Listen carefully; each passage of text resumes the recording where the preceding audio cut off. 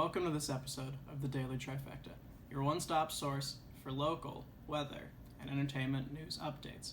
I'm Nolan Peters, your host for tonight's first segment, otherwise known as IRNC, or the Indiana Regional News Center.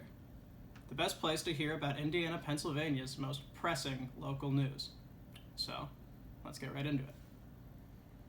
After much time spent living in this quarantined version of our lives, local news has remained about the same across the country, especially as we are nearing the end of our projected necessary government-mandated isolation.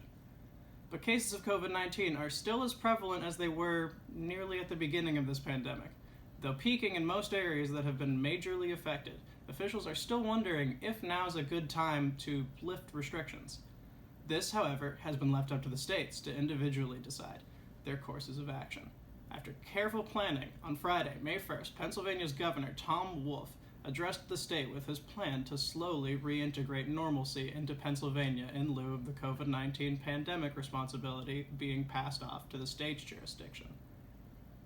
In his statement, he announced several counties in the state will be entering a yellow zone.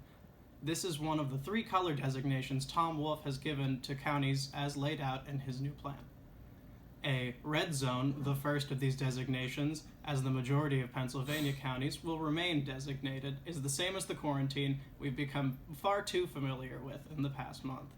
Businesses, except for those considered essential, i.e. food, health, postal, and other work of that nature, are to remain closed until further notice, and every resident of the zone is to remain as isolated from other people as possible, with, of course, the exceptions of getting necessary provisions, emergencies, and all while wearing a protective mask. The newly obtainable yellow zone, which as of May 8th will be designated to 27 counties in the northwestern region of the state, is the in-between phase. While things like restaurants are still only to offer takeout and delivery options to the public, several non-essential businesses that do not require large gatherings will be allowed to continue their work once again as well, and masks will only be considered a recommendation to the public. Larger gatherings will begin to be permitted in these yellow zones as well, but only to groups of 25 or less. And finally, the green zone, which is the zone that designates a complete lift of quarantine and a return to our day-to-day lives while the situation remains carefully monitored in case of further issues. A designation we hope the state, the country, and the world will be able to achieve in the near future. Indiana County will, for the foreseeable future, be remaining on the tightly restricted red zone.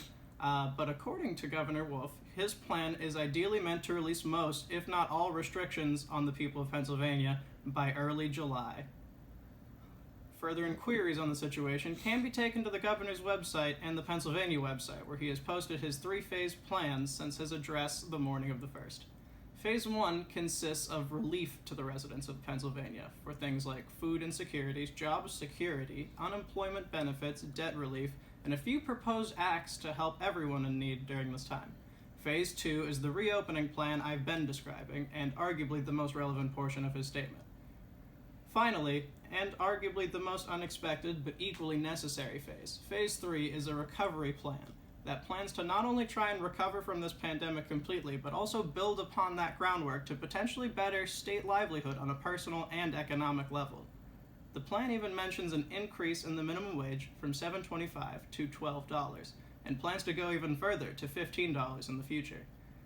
In this unsure time, we've all had to face, I don't know about you, but hearing this kind of talk has honestly felt like some of the first glimmers of optimism we've had in a very long time. But if we want to get past these later phases and designations, we all must stay on course and stay in quarantine until we can officially relax. While it is a great update, and if we start to slack on all the hard work we've put in now because of a few other places being allowed to, then we will only regress and mess things up for everyone and have to start from square one. So though it may be frustrating to be so close while also fairly far away from the end, remember to stay strong, and that this means we're at least toward the end of the tunnel now.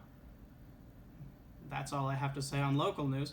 Remember to stay inside, stay safe, and stay tuned for our weather update with Jenny. But first, stick around for the commercial break from a word from our sponsors. Once again, I'm Nolan Peters, signing off until next time, when I can actually see you too.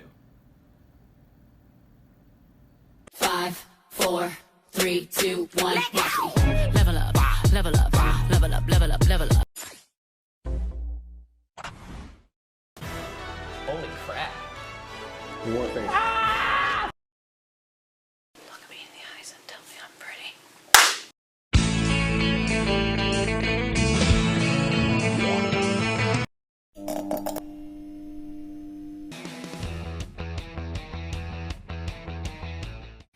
Hello everyone, and welcome to our stay-at-home weather segment for our Daily Trifecta show. As you can see, the warm weather is upon us, so make sure to head outside to get some of that sunshine vitamin. A few things that you could do while the warm weather is upon us is you can work out, tan. If you have a pool, enjoy the cool water. I like to read my magazines and imagine that Brad Pitt is walking my way. As you can see, I moved my office outside, and some of the other things that I'll be doing and enjoying is bird watching. I'll also be working out, walking, go for a jog. You can wash your car, or ride your bike, or you can play some basketball. You can have your own barbecue. Now that you have this wonderful list of activities on how to enjoy the warm weather, make sure to prepare for next week while Hurricane Z comes through. Reports of high thunder and high winds as high as 50 miles per hour. So tune in next week for a list of preparation items. Welcome to the Real Sports segment. I'm Quadir Bilal. We have sports analyst William Manono. We started this segment with the impact that coronavirus could have on players and fans. Coronavirus is a opponent no team can prepare for this year. And as the virus spreads around the world, possibilities of athletes playing in empty stadium grows. How can sports realistically expect to resume with an ongoing risk of infections? I feel as though widespread testing for the coronavirus will be crucial to have sports come back, especially anytime soon within the next couple of months, such as especially in contact sports such as football and basketball. Okay. Would you want to watch sports with empty seats? I definitely would not want to watch sports with empty seats. I think if it's that big of a health risk, they might as well just cancel it. At this point, they're just wasting people's time, money, and the stadium workers can't even get paid at that. So, okay, it's just gonna be paid for nothing. All right, thank you, Manoa. We're gonna take a quick break. We'll be back after this. There's only one story the entire world is talking about: the coronavirus, aka COVID-19. Now, we do have some breaking news moments ago. Actor Tom Hanks, his wife Rita Wilson, they have tested positive for coronavirus. Well, just a crazy scene at a grocery store where toilet paper has been in high demand. Yeah, surveillance video shows a stampede of customers clearing the shelves.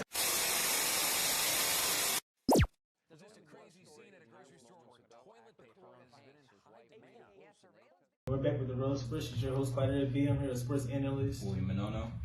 Okay, Manoa, how do you feel about the sports world taking virus precautions? I'm actually liking the virus precautions a lot of sports have taken. The first organization to take precautions is the NCAA when they called off the men's and women's March Madness basketball tournament as a complete cancellation of all winter and spring championships.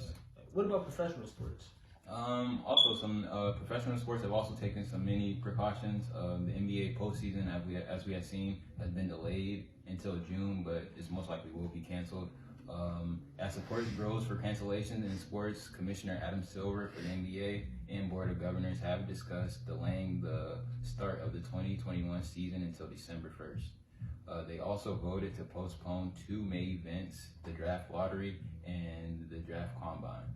So right now, the only sports that are being broadcasted right now is the Michael Jordan The Last Dance documentary that's on ESPN. That's the only coverage. MLB right now, Major League Baseball, they're kind of having a wait and see type of attitude.